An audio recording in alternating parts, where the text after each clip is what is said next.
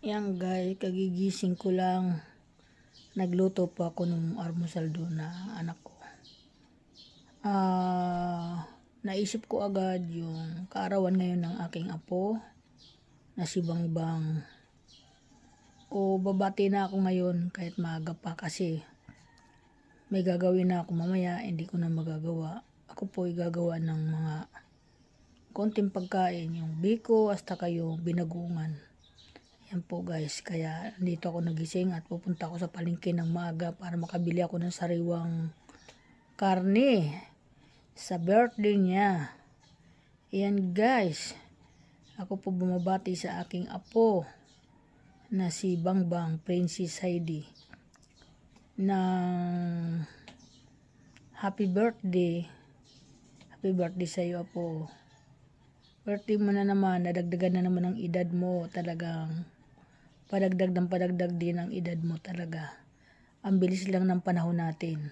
Nang kailan bibi ka lang, ngayon dalagang-dalagang ka na, 'di ba? Napakabilis lang. Kaya ang akin lang masasabi sa iyo, sa wish ko sa iyo, sa birthday mo ngayon, kaarawan mo ngayon, at lagi ka lang mag-iingat sa sa pagpasok mo sa school. Huwag mong pababayaan yung sarili mo, huwag ka magpapalipas ng gutom.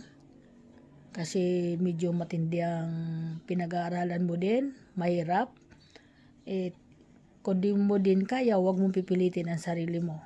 Mahirap din maging sobrang matalino. Kaya yan guys, iyon lang mapapayo ko sa iyo, na-wish ko sa iyo, sana malusog ka lagi.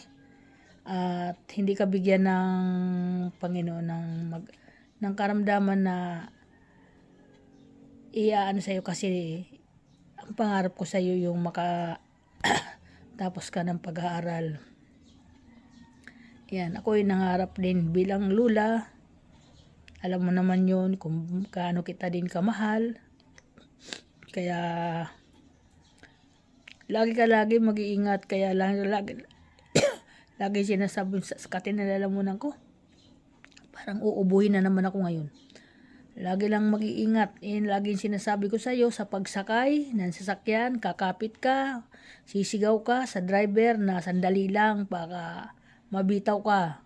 Yan. Kasi may nangyayari yan sa ganyan, yung pagsasakay mo, biglang umandar yung sasakyan mo, jeep, hindi nila alam. Kaya ako, napapasigaw ako dyan. Nangyayari kasi sa akin yan eh. Kaya kayo, pag mga nagmamadali kayo, lagi nyo sasabihin nga, sandali lang, di pa ako nakakasakay. Isa pa yon, mabitaw. Diba? Yan. Yan lang. At saka